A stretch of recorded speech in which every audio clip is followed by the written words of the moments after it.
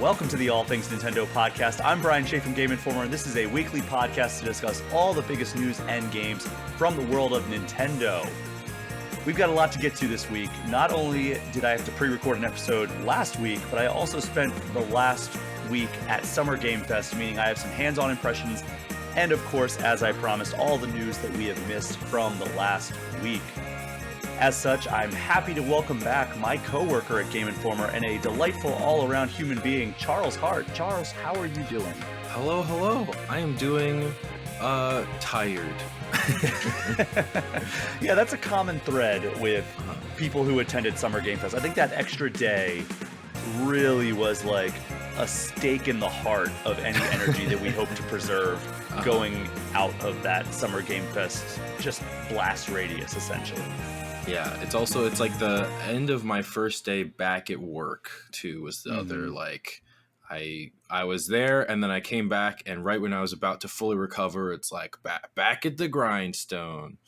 But it's all like it's a fun tired, you know? It's like the end of the day at Disney World. You're like, I couldn't walk another step, but it was a good time. So exactly, yeah. It's one of those things every single time I go to one of these long conventions or big, super busy conventions or expos, I'm always like, I am absolutely exhausted, but also somehow energized because like it reminds you of like why you love doing this so very much. yes. But like this was your first major gaming event, and I think like your first overall working as a member of the media. So like, what were your thoughts?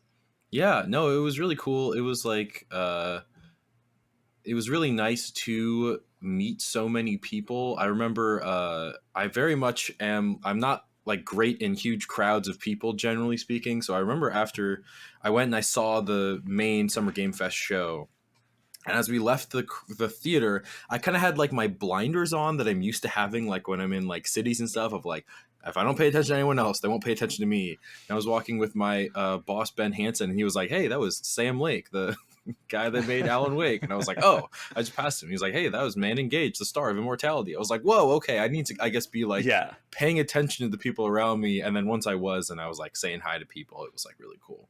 Yeah, you've got to have your head on a swivel at those events. I think that like, was it you that I walked up to and I was like, oh yeah, there's Mark Cerny like directly behind you, you know? I think so, yeah. Like one of the main people for like Sonic 2, and then also like the creator of like the PS4 and PS5.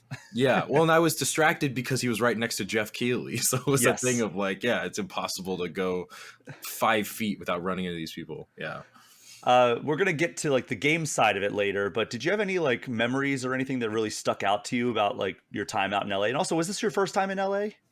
This is my third time in LA, Okay. but I had never spent so many days there. I did, when I was a kid, we drove there from Ohio, which took us like 2 weeks. That was like a big fun adventure. And then I visited once in 2019 to say hi to like my cousin who lives down there. But both times it was like a night or 2 nights. And this was, I think, 4 nights. Oh, wow. But yeah, no, I think the story of me really getting my footing it was in that right post Summer Game Fest thing. We went upstairs and there was a Samsung after party, which I was like, I just thought that was funny branding. They were like, hey, do you want to come to our after party? We're the #1 sellers of OLED monitors. And I was like, well, if you say less, I'm when there. You put it that way. Yeah. So that was the first space I was in, and it was like exclusive, and I was like rubbing elbows with all these people, and I like didn't really know how to handle myself. And right as we were about to leave, Man Engaged, I mentioned, who's a star of Immortality, we passed her one more time, and Ben was like, oh, we should say hi to her. And he went to say hi to her, and I was like, I don't know, I don't want to talk to anyone. And then Ben was like, oh, and this is Charles, he's a big fan. And I was like, no, don't say it like that. So it was like really awkward. Wait, Ben put you in an awkward situation? That's so out of character for him. He really did. But then I told her I was playing Immortality, and I grew up with that cousin I mentioned that lives in LA, and he never lived close to us. We'd see him a few times a year, and we were like adults now, so it's been a while since we saw each other regularly. And so I told her that the last time I saw him, we had a tradition of when we were kids staying up as late as we possibly could together so that we would spend like, we'd have just enough more hours and try to stay up all night just to like hang out a little bit longer. And then we would always fall asleep at like 4 a.m. or whatever. And this last time we saw him, it had been years. It was like COVID. And then we were like, you know what? Let's play Immortality. And so me and him and my brother all like sat together, played Immortality, had our minds blown because that game's wild. And I told her that, and she was like, "Oh, that's really nice." And she was like actually genuinely touched by it. And I was like, "Oh, okay, this is like a human being that empathizes with me." And then she was like, "Oh, and you should thank this guy." And Sam Barlow, the guy that Oh, wow. created the game, was right next to her, and I didn't know what his face looked like, so I was like, "Ah, that was even more embarrassing." But it was like a nice moment for me to be like, "Okay, these are approachable instances. I can like exist in these spaces, and no one makes me feel out of place." And it was all up from there. Yeah. It's always so fun to like run into people like unexpectedly at these events. Mm-hmm. Like I went to a Tetris 40th anniversary party, and they were like, "Oh yeah, you know, like Hank Rogers, who was if you watch the Tetris movie, he's like the guy who went over to Russia to try to like secure the licensing rights for Nintendo." And Alexei Pajitnov, who is the creator of Tetris, are going to be there. And I'm like, "Oh, that's really cool. I'm going to like get to meet those guys." And I talked to PR. I'm like, "Hey, would I be able to like meet them and like take a picture and everything?" And they're like, "Yeah, absolutely." And I walk in and I'm just like, "Oh my God, that's Nolan Bushnell, the creator of Atari and the founder of Chuck E. Cheese." And I'm like, I have got to say hi to him, and like had like a, 5-6 minute conversation with him. And just an absolute legend. One of those guys I've always wanted to just like meet because of his impact on the games industry. And then, I was at the Xbox Mixer, got to chat with Jeff Keighley and Phil Spencer for a while. That was cool. Who else did I just randomly run into? I mean, I got to chat a little bit with Hidetaka Miyazaki, the guy behind Dark Souls, Bloodborne, Elden Ring. So yeah, like lots of like really cool people running. I mean, obviously Takashi Iizuka, I see him every single time I go out there, the head of Sonic team. We were walking and a person passed us, and Ben just went, "Oh, hey, Shu." And I was like, "Oh, "Shu, yeah." who's Shu?" And he was like, "Oh, Shuhei Yoshida." And I was like, "Oh, you're like, you're on such close speaking terms with him. You've shortened his name. I only know him as like a first and last name person." I thought that was funny too. Sam Lake, I'm so bummed I didn't get to see him this time. I see him pretty much every time we're at these events. And he was pretty much in LA and then out of LA because he's doing like jury stuff for Tribeca right now. That's right, yeah. And he was basically came in for the presentation or the YouTube Theater Summer Game Fest live stream, and then was like out the next morning. So I didn't get a chance to see him, unfortunately. But yeah, it's always so much fun, like just running into some of these people just completely unexpectedly too. Yeah. That's the thing about going to places like the JW Marriott afterwards, which is like where we all kind of congregated, or just Summer Game Fest proper. Like you just be walking around and be like, "Oh, there's so and so." Like that's really cool. But we're going to transition over to the news. But before we do that, a reminder that you can join the free All Things Nintendo Patreon page, which gives you the easiest access to all things Nintendo. I just ran a poll over there last weekend asking people what they would like to get out of hypothetical paid tiers on the Patreon page if I were to ever go that route.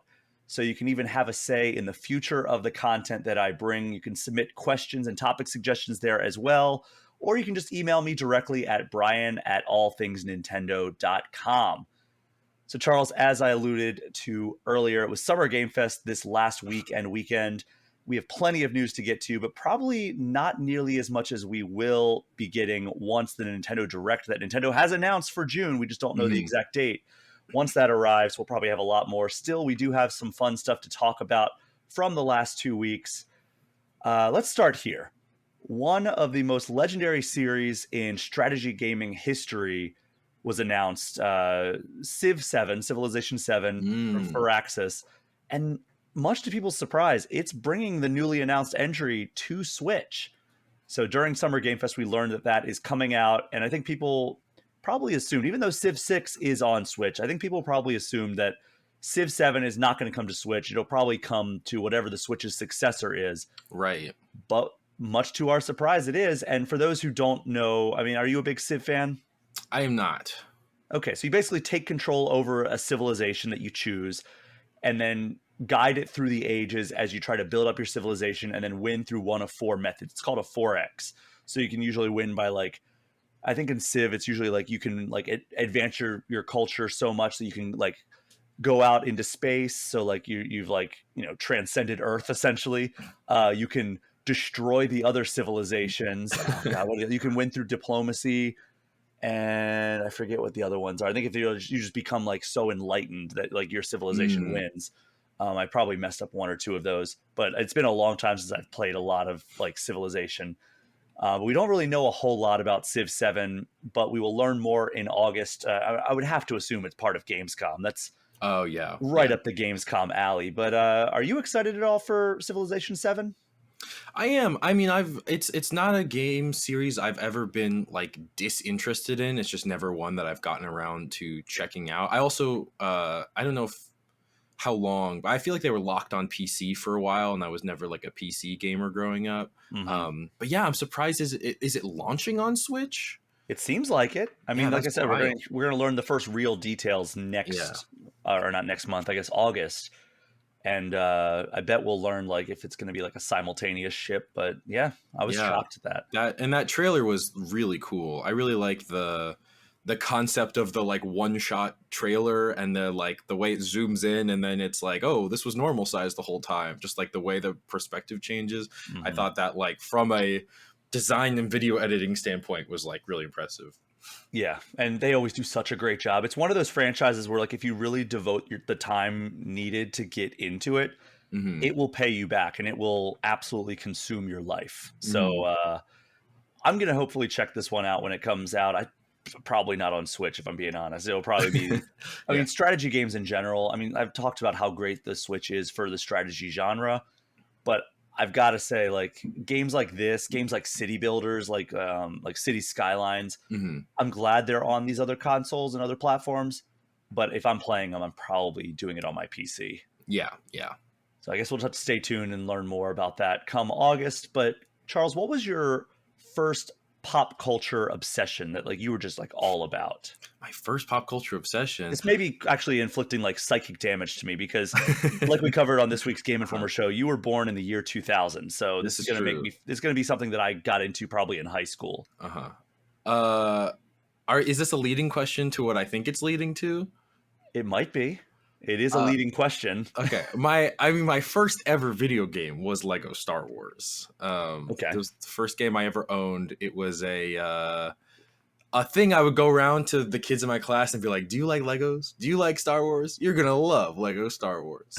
So I assume you're leading me towards Lego Horizon, but I don't know. No, actually, because you got to get hands-on with that. So this is a little bit of a tease. We're going to save that for the main segment. Okay. But the reason I brought this up was my first pop culture obsession was Teenage Mutant Ninja Turtles. Sure. I was obsessed with the Ninja Turtles. I had Ninja Turtles everything. I mean, I liked like other stuff too. Like I liked like Ghostbusters and things like that. But Ninja Turtles was like my jam for like the earliest days that I could remember of like being into like a brand, right? And all the action figures, all like everything. Did you have a favorite turtle?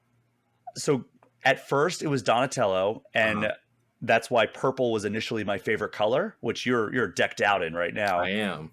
But that was primarily because in the NES, the Konami NES Turtles game, he had like the longest range. So he was like the most useful character in that game. I eventually transitioned to Leonardo because I liked him as like the leader, and he was like, just he had swords and everything that was really cool to me. But now I have to go with Raphael. Raphael's my favorite turtle. I never really had a Michelangelo phase, even though I like all the turtles. It's a very specific type of person where Mikey's their favorite turtle. Yeah. I was always a Leonardo for some reason. I'm even though I am very purple. I do like Donnie. It's between Leo and Donnie for me. But as a kid, I always was like, yeah, the main character. That one's my favorite. I like that he's the important one. So we got a few years ago Teenage Mutant Ninja Turtles Shredder's Revenge, right? Retro style, side-scrolling beat 'em up, co-op, just this amazing homage to like the heyday or like the earliest days of that franchise, both in video game, like the video game heyday, and also like the earliest animation, right? The thing that took me away from the Ninja Turtles back in like the early to mid 90s was the Power Rangers. Hmm.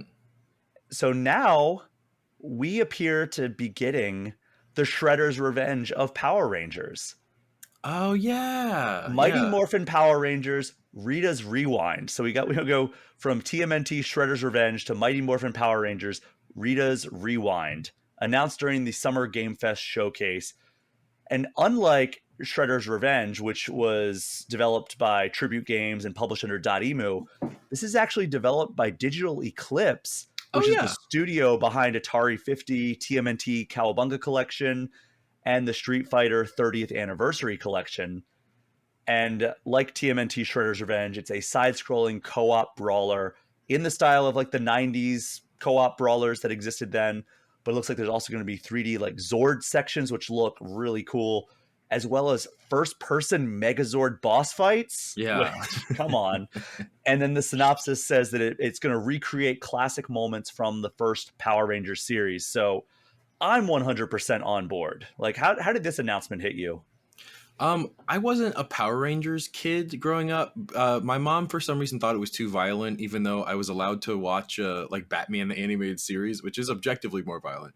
It's pretty violent, but it's a cartoon, so it's not like live Yeah, action. yeah, that's true. But the thing I enjoy about this is like what a perfect developer. Digital Eclipse is like exactly who you want to do this thing.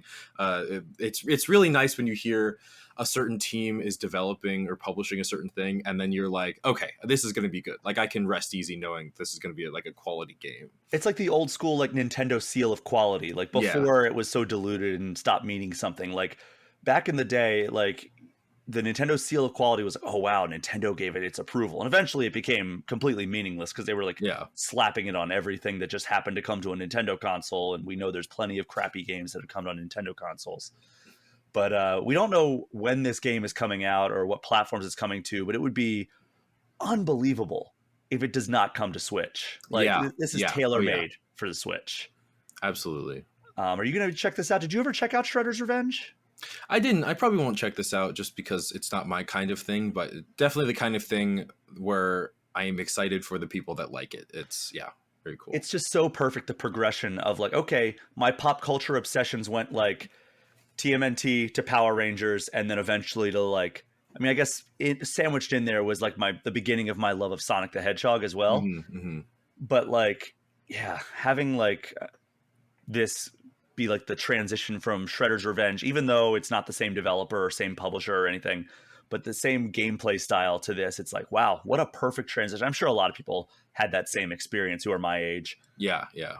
But that wasn't the only announcement from our friends at Digital Eclipse. Oh, So, in collaboration with Crazy Viking Studios, they also announced Volgarr the Viking II, which is a direct sequel to the extremely difficult 2013 Volgarr the Viking.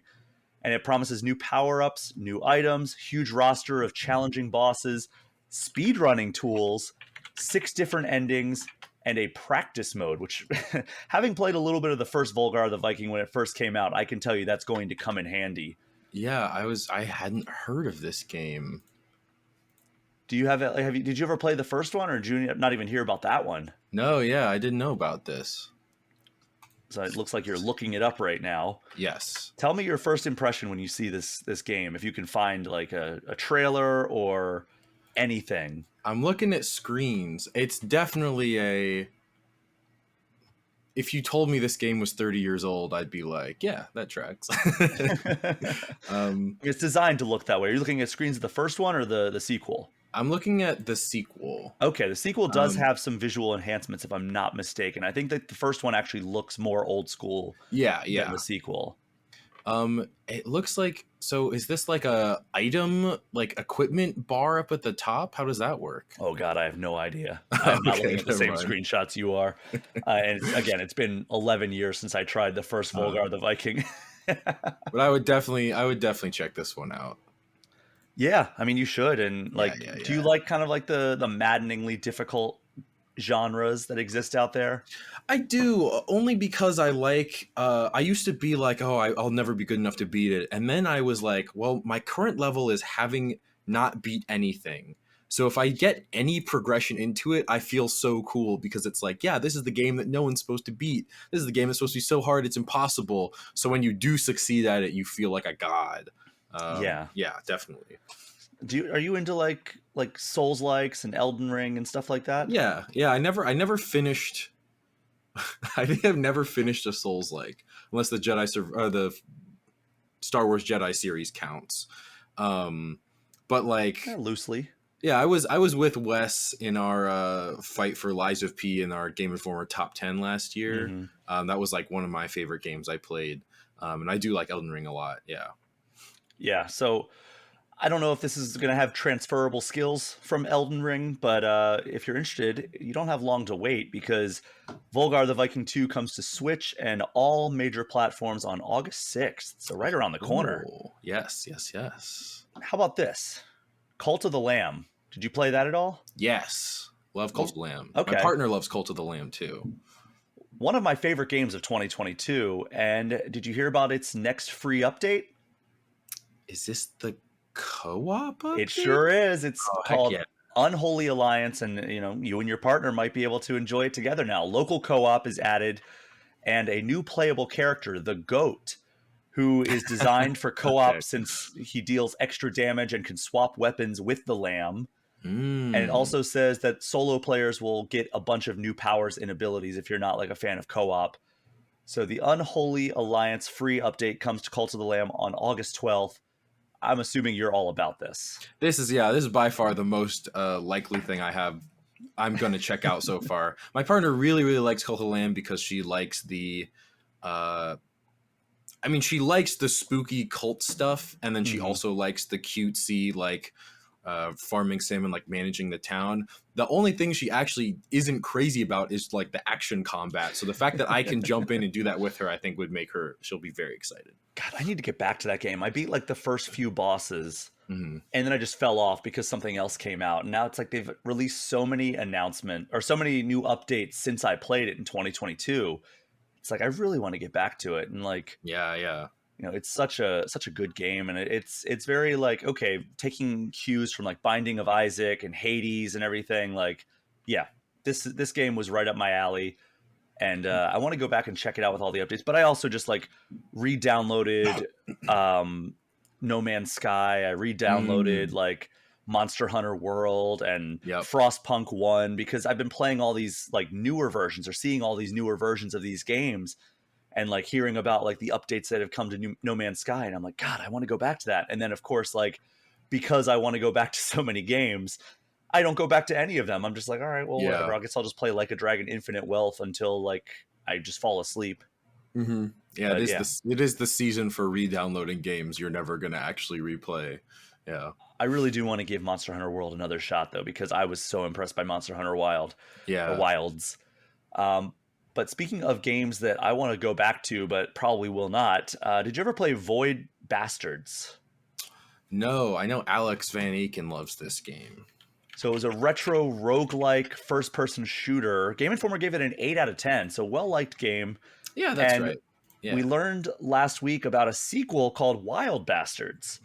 And it promises 13 playable characters. You can engage in a relationship management mechanic with your gang. So these are Wow. all like gang members that you recruit, and then also a challenge mode.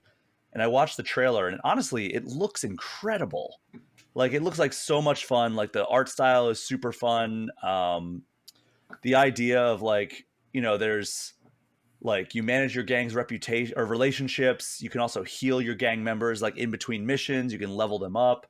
And then since each planet has a different terrain and enemies, you can choose like which gang members you want to bring onto the planet to help you out based on like your intel that you have. So it's like it like wants you to like get everybody leveled evenly and like divvied out based on like what stuff you want to like accomplish on that mission. So it looks really promising, and it's coming to Switch and other platforms on September 12th.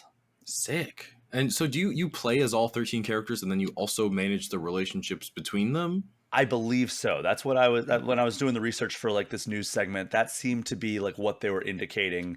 I don't know how much information they really have released about this one, Hmm. But yeah, it sounds like a really awesome. Like you could choose like who you want to play as, and then also maybe like which like AI squad mates you want to bring in. But I might Mhm. be wrong in that regard. Yeah, that's still like honestly like a really good pitch. Like I'm very interested in that. And I don't know if Uh, you brought up anything, but like check out the art style and like see the yeah, game in yeah. motion because it has a really unique art style. Like I think I like it better than the Void Bastards art style, which kind of I don't know. I wasn't a fan of like the coloring of it, Mm, whereas this seems like really appealing visually and like I love that like each character plays different. So I really want to get my hands on this game, and hopefully there's like an opportunity to do that. I don't know if it's on. Maybe there's like a Steam Next demo. I believe that. Let's see. Though It I have seems like it no. would be like tailor made for that, Oh right? yeah, download Wild Bastards demo right now. Oh man. Speaking of things I will be downloading, I'm gonna save that page right now because yeah, I will be checking that out. Maybe this weekend. I'm taking a day off here. Maybe that's part of what I will Oh do on my yeah. day off. But yeah, coming out very soon, September 12th. Just in time for the fall rush. Hopefully, it beats some of the fall games because that would be one that I would really like to give a fair shot. Right? And it's Hmm, hard to hmm. give so many of these games fair shots when they come out alongside these massive games. Yeah, yeah. All right, so in 2017, Charles, we got Yooka-Laylee from Platonic Games. And it was Yes. basically a slightly modernized love letter to Banjo-Kazooie on Nintendo 64. And last week, Platonic announced a remaster of that 3D platformer. Have you heard about this? I did hear about this. The name is perfect, but it's going to be very hard for me to change from Yooka-Laylee. It's called Yooka-Replaylee. Okay. Yeah. So it adds new animations, Uh, better performance, new challenges, a new collectible currency, which, I don't know how I feel about that because it's already a very heavy collectathon. A world map, so like you can know where you're going. That was the thing that I had a lot of problems with. I actually reviewed this for Game Informer back in the day. I think I gave it a 7 somewhere in the sevens out of 10. mhm. Um, New tonics, which is the game's power up system, as well as the ability to equip multiple tonics, better gameplay, camera controls, and a rearranged soundtrack. And I don't think it's officially confirmed for Switch, but it looks like it's only on Steam right now. Mhm. But we also don't even know when the game is coming out, so it might even be planned for Switch too. Sure, sure. But did you check out Yooka-Laylee at all when it first came out? I did not. A Think running trend. is there? I mean, there's kind of some obscure follow-ups that we have on this episode, but Mhm. have you like seen anything on it? Like, I honestly thought this first one was okay. Yeah, I know. The, I know of it. I think what happened is I got it and I was kind of interested in it, and then I got like the Spyro Reignited trilogy around the oh same yeah, time, and then I was like, I'm gonna check that out instead. But I am like a fan of the constant attempts to reinvigorate the like 3D platformer as a genre because it's not a thing we get a lot of nowadays, but like hmm 20 years ago they were all over the place. Yeah. yeah. Are you a fan of like games with a lot of collectibles? Yeah. Well, then I almost said Banjo Kazooie. Yooka-Laylee is right up your alley. Uh-huh. Goodness gracious, so many collectibles, So many. and they're adding a new currency as well. So there you go. Let me see. What did I give Yooka-Laylee? I liked the sequel a lot more. So Yooka-Laylee was a follow up to or a spiritual successor to Banjo Kazooie. Yooka-Laylee and the Impossible Lair, because like Platonic is founded by a bunch of the guys at Rare. Right. So that was a follow up to. So I give it an 8 actually. Okay. I think I was one of the higher reviewers on that one. And then Yooka-Laylee and the Impossible Lair, which is also on Switch. I gave that a much higher, or not even on a much higher score, but I gave it a higher score. That one was more of a spiritual successor or an homage to Donkey Kong Country. Okay, yeah. That was 2D, right? Yes, it was a 2D Yes. platformer. What did I give this one? Bringing it up now. Gave it an 8.5. So a higher score, but not substantially higher. But I really, really like that one. I was always more of a fan of Donkey Kong Country than I was Banjo-Kazooie, but I liked both of them growing Hmm, up. hmm. But I would highly recommend Donkey Kong Country fans, if you've been waiting for a new Donkey Kong Country game, go play Yooka-Laylee and the Impossible Lair. But if you're a Banjo-Kazooie fan, you should absolutely check out Yooka-Replaylee whenever that comes out, and it sounds like they're making some very, very welcomed improvements with that one. But yeah, that is that one. And then the Switch Online Game Boy Collection has added 5 classic games from the Oh Mega yeah. Man series. Are you a Mega Man sicko? I'm not. I was like thinking this is like I'm always looking to expand my like knowledge of classic games, and Mega Man is always one where I was like, there's so many of those games. I feel like I need to play at least some of them. Well, Mega Man Legacy Collection, the first one, Mm, done by Digital Eclipse. of course. Yeah, I mean, I think that was the one where they really started like gaining like, oh, these guys know how to do like a really good collection, like Yeah. compilation. Because from there they went to Street Fighter 30th Anniversary. I mean, there were some in between, but like the tentpole ones were like Mega Man Legacy Collection, Street Fighter 30th Anniversary, then TMNT Cowabunga Collection, Atari 50, and now it's just now they're rolling. Yeah.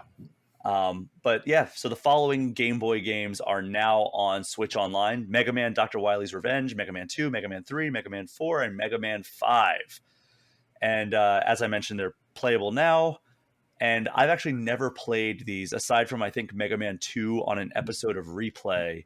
But I was poking around a little bit, and it sounds like these really start getting good with 3. Mm. So if you check these out, maybe start with 3, or maybe start with 1. I don't know, but like are the Mega Man games on the NES collection? Because those are the ones that, let's see. That's what I was gonna ask. Are the Game Boy versions like significantly different in any way? Because that wasn't a platform I know them as existing on. From what I understand, the first 2 are kind of like worse versions of the NES, but like it doesn't look like they are on. No, the NES versions are not on Nintendo Switch Online, so you would actually need to get the Mega Man Legacy Collection if you wanted to play those versions on Switch. Mm-hmm. But from what I understand, it seemed like Mega Man 1 and 2 were kind of like, let's try to do the NES versions, but like dumbed down and like able to run on Game Boy. But 3, 4, and 5 is like really where they started becoming like their own standalone games. Uh-huh. Yeah. So yeah, those are available now on Switch Online's Game Boy catalog. I also wanted to shout out before we wrap up the news segment here, because I have not had a chance to dive in yet. Game Informer freelance writer Lucas White, who penned our Shin Megami Tensei 5 Vengeance review, he scored it a 9 out of 10. That embargo lifted this week, and said, quote, "The choice of which version to pursue is presented in-game in a way that's practically seamless," because it does give you the option to basically, like, you start the story, and then at a certain point in the story, it's like, okay, you can pursue the original line, like the original quest line, or you can pursue this new vengeance quest line. And then he continues, "It simply feels like yet another option in a game and series full of choices that impact where the narrative goes. There isn't special attention drawn to it, nor does it feel like an awkward attempt to replace or undermine the original. It's just more SMT5 to dive into, which, for an already jam-packed RPG full of narrative agency and monster collecting action, is more food on the table for the feast." And it was a hell of a feast to begin with. So again, 9 out of 10, gets the Game Informer must play badge. You can read that full review over on GameInformer.com. And then we're going to wrap this up with a lighthearted news item here, Charles. The Animal Crossing Aquarium event that was in Seattle earlier this year is hitting the road and visiting more aquariums. Whoa. So I'm not going to read the names of the aquariums, but here are the cities that they are visiting: Myrtle Beach, New Orleans, Atlanta, Newport, Oregon, Boston, Tempe, and Chattanooga. No. I know, I was very bummed that Minneapolis. So Mall of America in Minneapolis has a pretty decent aquarium in the basement of it. And I was bummed that this was not part of that tour, because Nintendo does actually visit the Mall of America quite frequently for like their activations. So, yeah. But no Ohio either. Yeah, Newport, Kentucky we have a Newport aquarium like right across the river. So you said Newport and then you said Oregon to clarify. I was like, no. Yeah, that was the one I wanted to clarify, because I know there are multiples there. There's not a whole lot of prominent Bostons or New Orleans anyway. Yeah. So the one in Myrtle Beach started today, and goes through August 11th, but other ones begin and end during that time window as well. So they overlap too. So it's not like there's just one that's running each time and then they relocate all this stuff. So basically what it sounds like it offers is like Animal Crossing photo op. Sounds like some of the mascots are going to be there on certain days.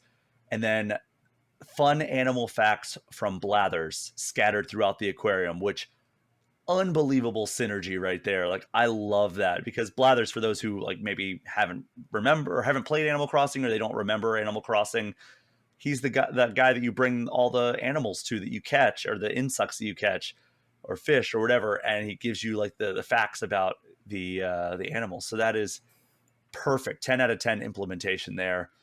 Hopefully they announce more dates because I would love to go to this. Yeah. But Charles, that is all the news that we're going to cover, at least in this segment. We're going to take a quick break. When we get back, we're going to give our hands-on impressions of some of the games we sat down with during Summer Game Fest, as well as some other announcements of the games that we saw. We will be right back.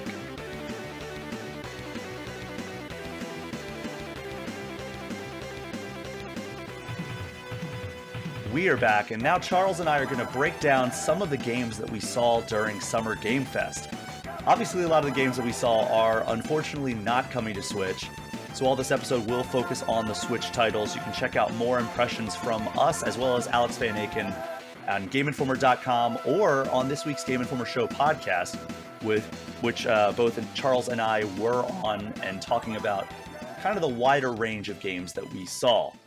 So, Charles, we're going to start here. One of the more unexpected announcements during Summer Game Fest actually came from PlayStation. We got a trailer for LEGO Horizon Adventures, which is like a LEGO adaptation of the PlayStation exclusive Horizon Zero Dawn. And the synopsis says it is a, quote, playful and lighthearted story inspired by the events of the world of Horizon.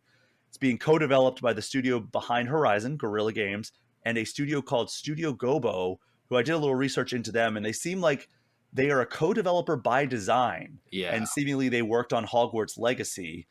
And also Kotaku had an interview with Guerrilla Games, the development lead producer at Guerrilla Games. And they said, does the fact that the game is coming out on Switch, does that mean that Aloy can now join the Super Smash Brothers roster? And he said, quote, that'd be nice. If you speak to Nintendo and they want to invite us, let me know. Wow. So it comes out sometime this year. But Charles, you actually got to play it. I did, yeah. So give us like your thoughts. Yeah, so I mentioned earlier, I'm a big Lego guy from day one. So it was really interesting to see this take on not just Horizon, but on like a Lego game from someone that's not TT Games. And obviously like Switch is a great place to play a lot of the Lego games. Like they have always been like a little bit too powerful, I think, for like Nintendo's past consoles. But I think like the Switch is a good like middle ground. And yeah, so this game is like the events of the first Horizon game. It's kind of watching some of the cutscenes. It's really funny because you have like writers from Guerrilla and the original voice actors basically making a parody of their own game, and these actors are saying the lines. Aloy is like her character in the normal game is like she's like kind. She always wants to help. She's not too serious, but generally, you know, she takes her situation seriously. Aloy in the Lego game was like, all right, let's go. What are we going to do? Uh-oh. Like she's a lot more like chipper and energetic, which I think is very funny and like definitely propels the game. And yeah, it's like, it is a Lego game, but it's a lot more of a Horizon game than I thought. So you are like sneaking in the grass. There's different types of monsters you're fighting, the robots. They have weak points. They have specific weaknesses. If you have fire, that's good against like certain parts of them. You can still use your focus that Aloy has in the games to like scan them and see which parts you should target.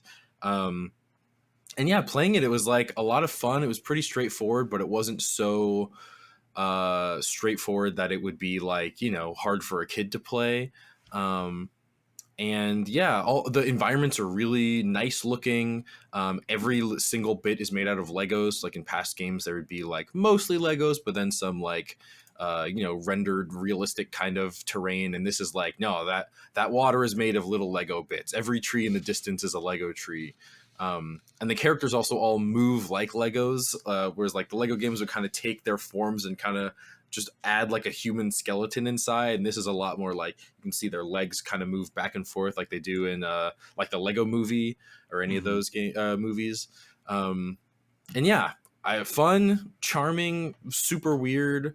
I'm very excited to play more, and I'm amazed that it exists. Yeah, especially after the head of PlayStation Studios, Herman Hulst, came out and was like, we're going to continue to put our live service games on other platforms like day and date, like PC in particular. He was talking about like Helldivers. It came to PC and PS5 on the same day.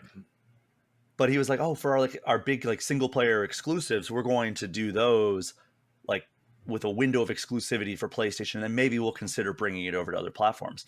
So that's why this was such a surprise. Like I think this actually leaked like a little bit before the showcase, but it didn't leak that it was coming to Switch. That was like a big reveal. So that's really cool. Like I'm excited for this. I don't know if you are a Horizon fan. I loved that first one. That first one was one of my favorite games. I mean, that year in general was unbelievable. I mean, that was 2017, which Breath of the Wild, Persona 5, Yakuza 0, Mario Odyssey. Horizon Zero Dawn was right up there like for me. Like it was in that mix. Like that's how much I love that first game. Second game I enjoyed as well, but like I didn't get all the way through it. But what's your experience with the Horizon series? I have attempted to get into Horizon Zero Dawn 2 separate times, and both times I got about like 10 or 12 hours in and then was kind of like, I think I'm done. I don't hate it, but it doesn't like grab me the way some other similar games did, and I was always like fine with that. I enjoyed the hours I put in, but I was always like, this is a good stopping point for me. So I am kind of excited to play the Lego game and figure out like what actually happens in the story, even though it's like a kind of edited and abridged version. But I'll definitely this will be my like first proper dive into that universe. Yeah, I mean it's a cool universe. Like I really like those games a lot, and I wish I spent more time with Horizon Forbidden West, honestly. I have very little interest in going and checking out the VR game that they put out, but I'm sure it's solid as far as like VR games are concerned. But yeah, that is coming out sometime this year. I'll go next. Let's see, what do I want to go for here? Let's do Sonic X Shadow Generations. Yeah. That is the upcoming remaster of the Sonic Generations game that came out in 2011. And I know that's kind of prime Charles playing these kind of games era. Like you were 11 at the time. Did you check this one out when it came out? Yeah, I joke a lot about Sonic and the Black Knight being my favorite Sonic game, only because I feel like no one else has played it, so I just always end up talking about it. But Sonic Generations is like actually my favorite Sonic game. Like that's one It's really good. I've played all the way through. I also enjoy it being a like best of thing, because it's like I haven't played every Sonic game, but I played Sonic Generations, so I understand some of the references people make to certain like levels and locations. And yeah, I'm a huge fan of that game. Yeah, it's one of the better games from that era of Sonic, and I'm surprised it took this long to get a remaster. So basically, Sonic X Shadow Generations. By the way, I did clarify with Sega that it is X. The X is pronounced Sonic X Shadow. It's not cross. It's not silent. It is Sonic X Shadow Generation. I don't like it, but I got to play Green Hill Zone Act 1 and 2 as Sonic, which is in the original Sonic Generations, and runs super smooth. Basically, the Sonic campaign is it's expanded on, but it's like the same campaign, right? And it's the Shadow thing is standalone, so it's not like you're just playing through Sonic Generations and suddenly there's a Shadow level thrown in. It's like, no, it's a separate story mode, and they are adding a couple things. A Chow Rescue feature, which I'm not entirely sure what that is all about. And then there is they're adding the Casino Night Zone, which was previously, I think, Steam exclusive DLC for the Sonic Generations. So they're adding that into the Sonic campaign as well, which is very cool. And then on the Shadow side, I got to play Space Colony Arc Act 1, which allowed you to use chaos control. So he has these different powers that he can use, and the one that was offered in that is chaos control. So there were like missiles coming in, he could freeze them and then use them almost as stairs to get up to a higher platform. Mm. And then like missiles would be coming in, he could freeze them and then run around them before they hit him. And then I've played a boss battle against BioLizard, who was like one of the main bosses of Sonic Adventure 2. And basically, like, it starts off on like the circular ring, like circular platform, the way that the original BioLizard battle was. Then it opens up, and like there's like he grows like these tentacle arms, and he starts slamming them down. You have to avoid the tentacles, and then also avoid the shockwaves. And then on the final form, he sends like this giant energy ball at you. He goes up like on the wall, sends this giant energy ball. You have to chaos control the ball and then hit it back at him. And then he spawns like all the bubbles, and you have to like homing attack your way up there and deliver the final blow. So I really liked that. I really liked how Shadow controlled. The Sonic portion was smooth as silk. I think it was like might have been the PS5 build that I was playing, Mm-hmm. if memory serves. But yeah, I am stoked for this. I love that like Sonic Generations, the base game, is just basically like a greatest hits remake, right? It's like, okay, we're Yeah, gonna do yeah. Green Hill Zone from Sonic 1. We're gonna do Chemical Plant Zone in Sonic 2, or Casino Night was the Sonic 3 representation, and it was only Steam exclusive. So I'm glad that's being included in this bundle. Sky Sanctuary was the Sonic and Knuckles representation, and it just goes on from there all the way up through all the mainline Sonic games, and I think it goes all the way up through Sonic Unleashed was the last game that was represented in there. And then of course there's like there are boss battles scattered throughout there as well. Like, there's boss battles that you take on from, I think Sonic 2 has a boss battle. I think Sonic Adventure has a boss battle, and then so on from there. And then, there's final boss that is exclusive to Sonic Generations that's in there Mm-hmm. as well. So very, very cool. I'm excited to see how they leverage like other elements from Shadow's past. But Sonic X Shadow Generations comes out October 25th. That was another piece of news that came out of Summer Game Fest. Sick. So a game that's coming to Switch that neither of us have played, but I know you're very excited about. It's called Neva. Yeah. Neva. So why are you so excited about this game? Well, so the studio also made a game called Grease, which Mhm. is a kind of like emotional, a silent emotional journey that this like woman goes on, and as you go through, it has like this really cool art style. It's kind of like a platforming puzzle game, and I enjoyed it a lot, but as I was playing it, it was just like a tad slow for my taste. Like, at Mm. everything I wanted, I just was kind of wanting to be like a little bit more engaged with it than I was. And Neva is like the same type of game, except there's action in it now. And it's got the same studio, and it's got basically all the same things I like from the first game. But there's just like few more elements that are going to like keep me interested the whole time. So I'm very excited for that. Yeah, and unfortunately, neither of us got our hands on it. But if you listen to the Game Informer Show podcast, Alex Van Aken spoke very highly about his hands-on time with it. So we'll just keep on rolling. Do you have another one you want to talk about? I had one. I think I think I can talk about it in terms of. Actually, let me double check the embargo before I start saying. Well, while you do that, I'll talk Yeah. about my next one on the list. SteamWorld Heist 2. This is a sequel to it was 2013, I think, was when the first one came out on 3DS. It was a 3DS exclusive. Right.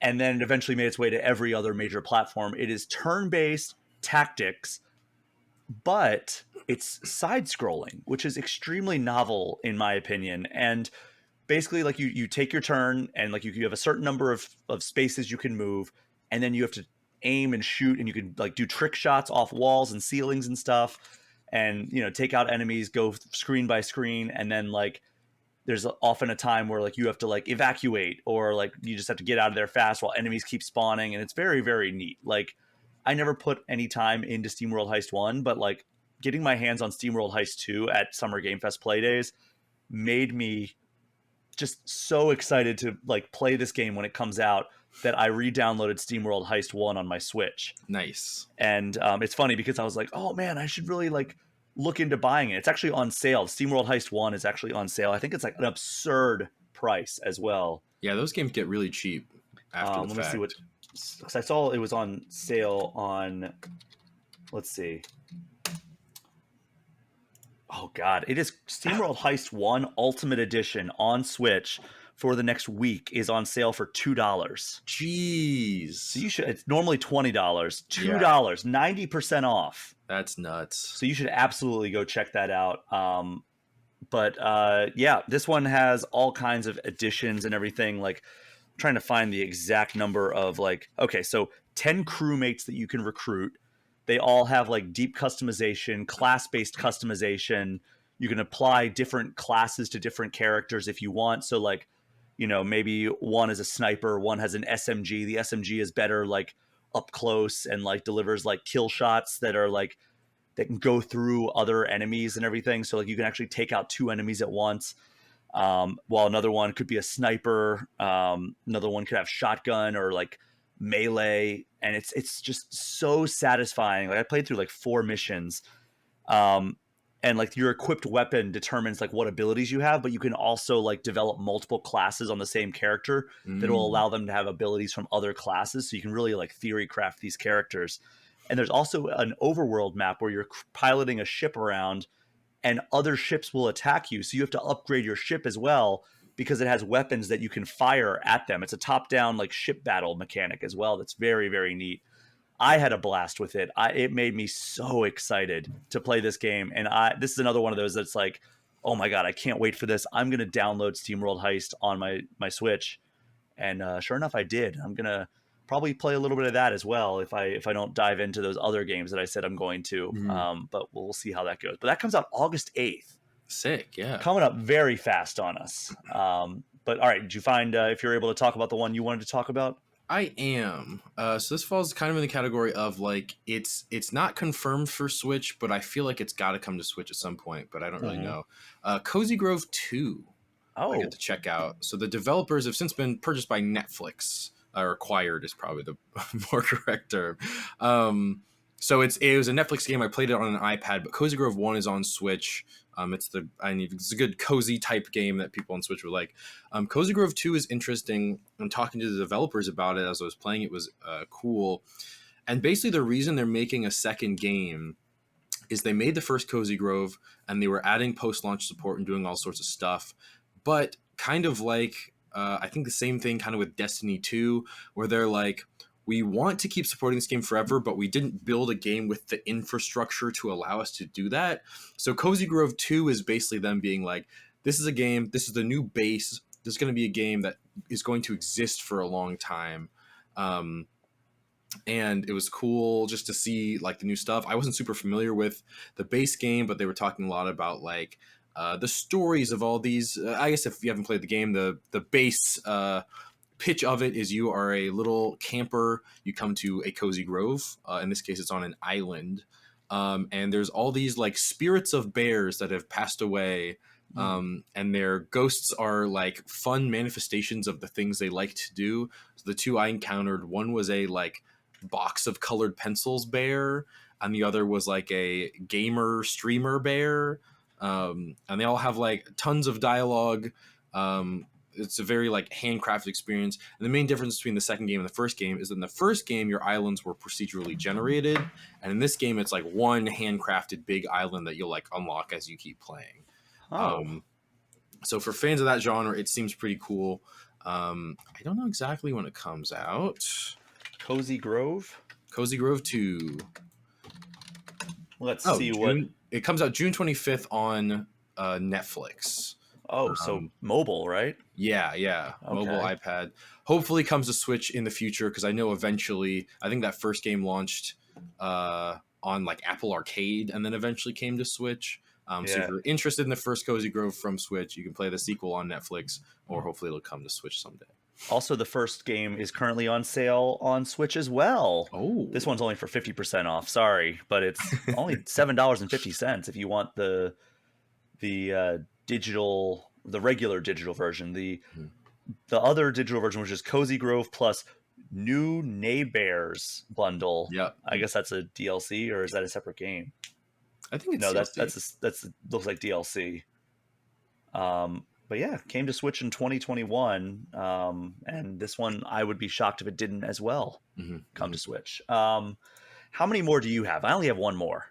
I think I'm done. I think those were Okay. my 2 Switch games. I will say, not a lot of games coming to Switch in this this year at Summer Game Fest. I hope that like the Nintendo Direct that I'm gonna guess that's what we're talking about next week. That is my prediction, is that next week we will be doing a recap episode of Nintendo Direct. I really hope so, because I feel like there's not a lot of stuff coming to Switch from what we saw. And there's some stuff that I played and I'm like, oh, this would be great on Switch. And like, oh, PS5, Xbox, and PC. And I'm like, what? Yeah. But some PC stuff too that I'm like, this would be perfect for Switch. I played a lot of indies that I'm like, I know this could run on Switch. I know they probably want it to run on Switch. So I'm hoping we get like maybe just a bunch of announcements next week. They're like holding off maybe that's what the when direct happens. Yeah, the ones that like really stood out to me that I played that I was like, this would be perfect on Switch. Rusty Rabbit, which is like a 2.5D action game where you play as a rat, like a foul-mouthed rabbit in a mech. It was very fun. What little I got to check out. And then Parcel Corp, which is like a bike delivery game that's basically like an homage to Jet Set Radio meets Crazy Taxi. So, and it has an art style that doesn't seem like it would be super demanding on a Switch, but it is currently not slated for Switch. But I would be surprised if we did not get those at some point, at least on Switch 2. And then the final one that I did play that is actually coming to Switch is Yars Rising. This is another Atari joint, and this is actually being made by Way Forward. So the developers behind like Shantae and Indivisible, I think. Oh God, is that them as well? I think maybe. And Contra Operation Galuga is another game that they worked on. Let's see. We got some Shantae. We got some Mighty Switch Force. Oh, they didn't do Indivisible. I guess I just got the vibes of it. I think that is God, Indivisible. That's Chloe or Clay, right? It says Clay Lab Zero Games. Oh, okay. How would I say Chloe? Clay is the name of the developer I was thinking of. Did River City Girls, Advance Wars 1+2 Reboot Camp, Lunark, all kinds of great stuff. Operation Galuga, the Contra game that I reviewed earlier this year. But Yars Rising, it's like a stealth action Mega Man game meets Metroidvania Light from what I've seen. And you play as a hacker named Yar. It's a sequel to 1982's Yar's Revenge, which was one of the more classic Atari games back in the day. And this is a completely different style of game, but it pays homage to Yar's Revenge through the hacking minigame, which is actually like a minigame based on Yar's Revenge, which is very neat. And then on top of that, there are like Easter eggs for like Atari stuff all throughout. Like I told this on the Game Informer show this week, but like there's a character named Missile Commander that you have to fight. It's a boss battle. And it uses like similar inspiration of like mechanics from Missile Command, the 82 or 1980 Atari game, where he'll shoot rockets up in the air. And Yar has like this attack, I think it's called a Firefly drone, where it's basically like Ness's PK Thunder from Smash Brothers, and you have to go up and like intercept these missiles that are coming down. And then like once he like stops his attack, you can unload on him and do damage. I had a really great time with this, and there's like cool like upgrades that you can equip to Yar, and a lot of them are like augmenting, and like it's all like you have to like snap them in almost in the shape of the Yar character. Like that's how it is. So like you can put like a whole bunch of upgrades on her, but they have to fit in like a puzzle almost to like be in the shape of Yar. Like that's the slots that you have. So it's almost like a cool like inventory management like in like a Capcom style way, where like you're kind of like Tetrising them together in certain ways. So that is coming at some point in 2024, and I am stoked for that one. But anything else you want to shout out at Summer Game Fest? We're going to talk about non-Nintendo or like kind of like your favorite stuff overall in the final segment of this. But any other cool memories, cool things that happened to you? We had a Game Informer reunion dinner that was very fun. A highlight I would mention. Yeah, we saw Game Informers of years past, and I got to like connect with all of them. Yeah, like Ben Hansen, shout out, MinnMax's own. Elise Favis, Imran Khan.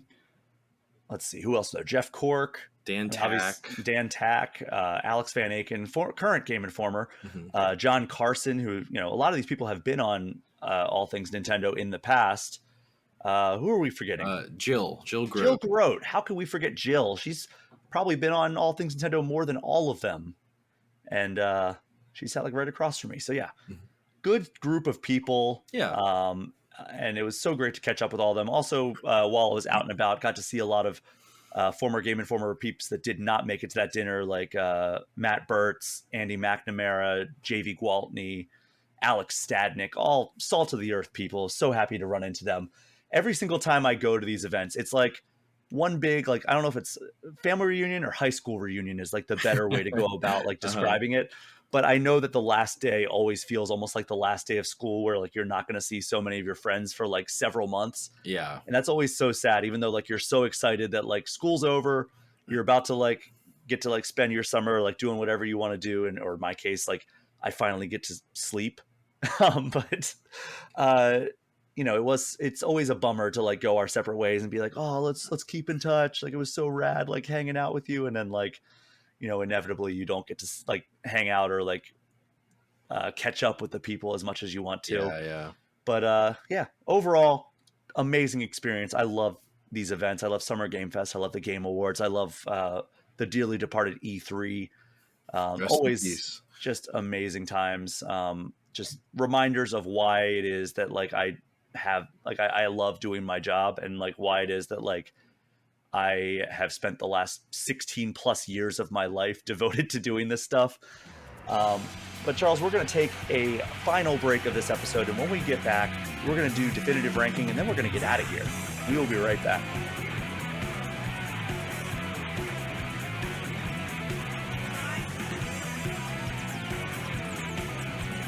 We are back, and it's time for Definitive Ranking, a recurring segment where we take a Nintendo topic and give our own personal top 5 lists.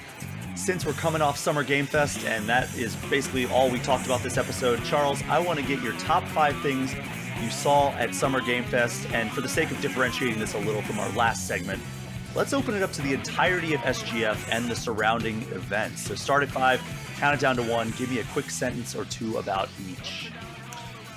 All right. Are we going to go back and forth? You just want me to do all all 5? you start first, Right. and then I'll give my top 5. Number 5, I'm going to go Flock. This is a game I saw at the Annapurna Interactive booth. It's like a really cool game.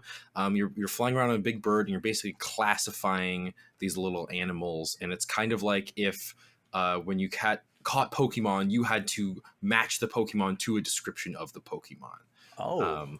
So I really enjoyed that like cool take on like a Pokemon Snap type thing. My 4, I'm going to put Assassin's Creed Shadows. I was interested in that game beforehand, but once I saw the gameplay, super into it, super into the dual protagonists, the way they each like will be able to interact with the world. I'm very excited to spend a lot of time there. My number 3 is a game called UFO 50.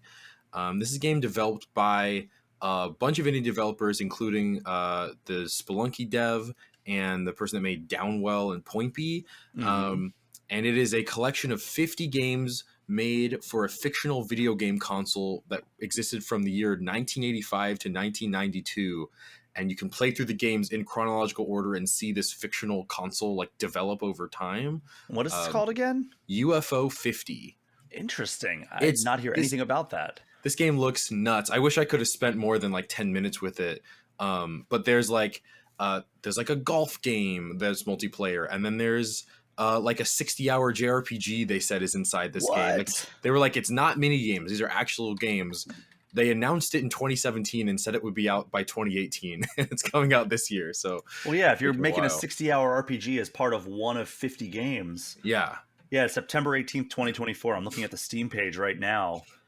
Mossmouth. Oh yeah. So Mossmouth did Spelunky 2.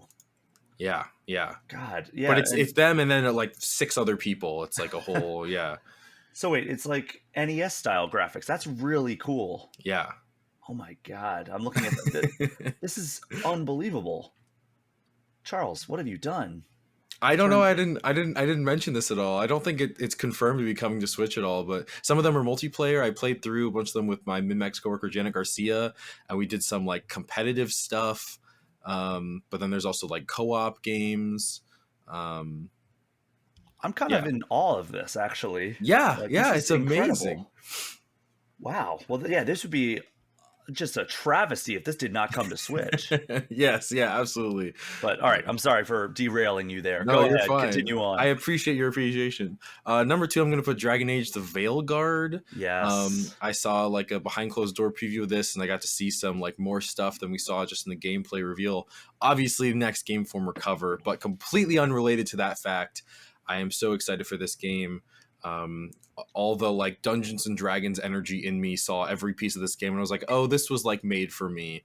And I've also never played a Dragon Age game, and this seems to be like a good spot for me to jump in. So I'm excited about that. And number one, you know him, you love him. It's got to be Astrobot. Yes. Went hands on with this. It's just such a good game. At least in the two levels I played, I love Astro's Playroom, and then this is like poised to be like honestly one of the better games in the entire PS5 library.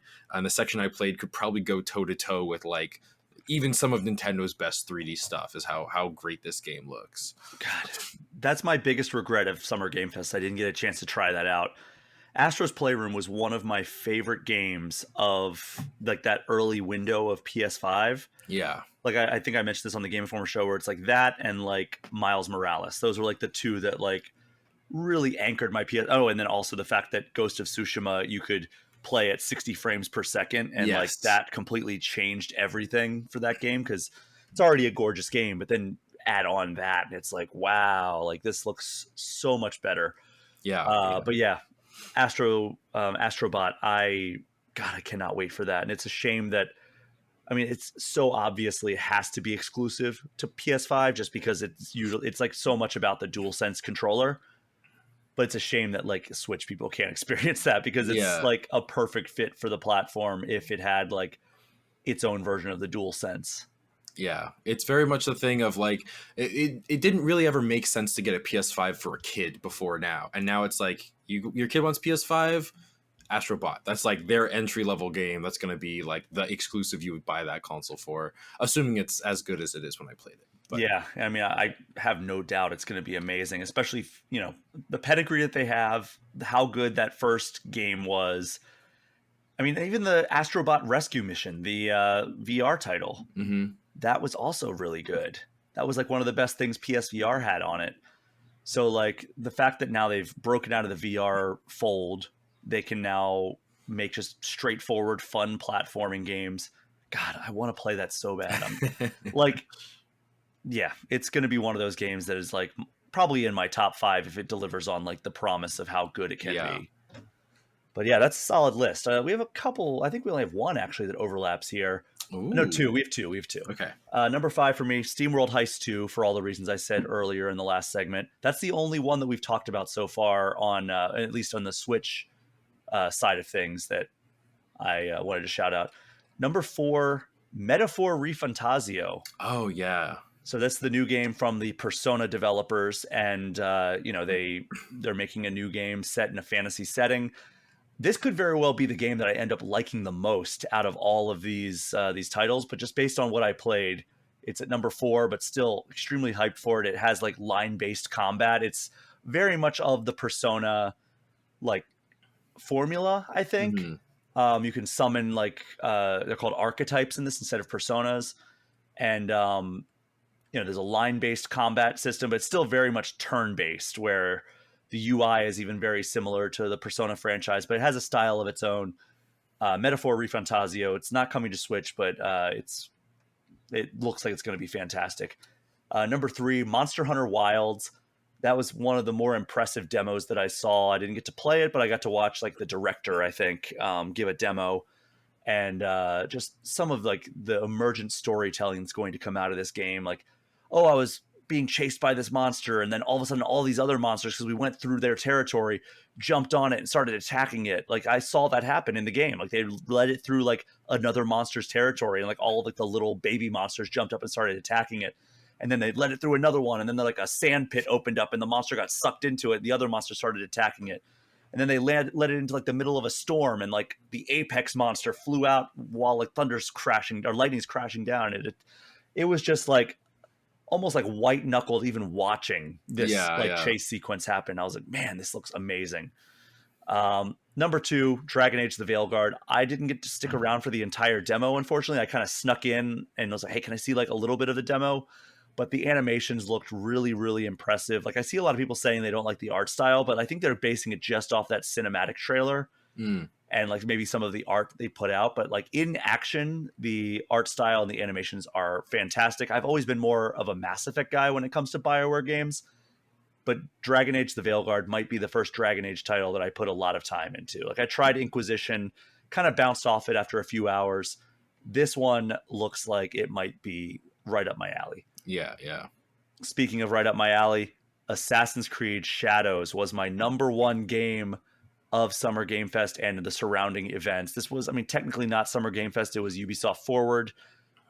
But man, the behind closed doors demo that we saw just spoke to me in a way that a game hasn't spoken to me since probably Final Fantasy VII Rebirth. The ability to choose between your 2 protagonists, whether you want Yasuke or what's the other character's name? Naue. One is being a giant brute of a samurai. The other one being a stealthy shinobi, but can still like hold her own in a like hand-to-hand situation. And like the missions that they showed the same mission 3 different ways. They showed Yasuke going in like straightforward action. They showed Naue going in stealthy, and they showed Naue going in with the action element as well.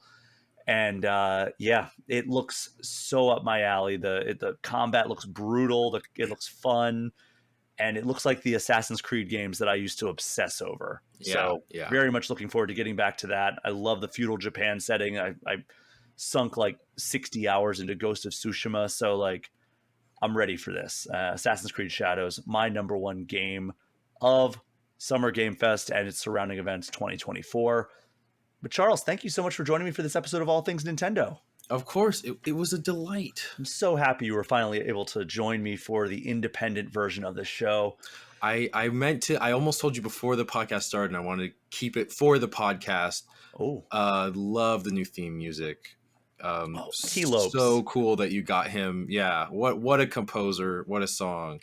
Very excited to have my words follow that piece of art. Well, it's about to kick back off right now as I start this spiel on the outro. But yeah, seriously, shout out Tee Lopes. Thank you so much for an incredible theme song that really delivers perfect energy for this show, I think, and like kicks us off on the right foot every single episode. So let's fire that up right now. And as I launch into the final spiel here, thank you so much to everyone for listening. Do me a favor, if you haven't already, throw All Things Nintendo a 5-star review and hit that subscribe button. If you want to get any questions or comments in, you can get in touch with me at brian@allthingsnintendo.com. Hit me up on social media at Brian P. Shea, or leave a comment on the free All Things Nintendo Patreon page. We also have an All Things Nintendo channel on the Game Informer community Discord, which is a perk for subscribing to the Twitch channel of Game Informer, even just for 1 month. Charles, where can people find you on the internet? Find me at ChuckDoug365 on basically every social media platform, and of course in Game Informer magazine, which you can subscribe to. And MinnMax. You were actually out at Summer Game Fest for MinnMax and Game Informer, kind of like a joint effort there. But yeah. Yes, I was on the most recent episode of the MinnMax show talking about Summer Game Fest. We're gonna have a travel log that's like footage of our whole journey throughout there. And then recently on MinnMax, I did a Dungeons and Dragons one-shot. Yes. If you like D&D, you can check that out and see me being a bunch of goofy dudes. That is our show for this week. Thank you all again so much for listening. Take care. We'll see you next time.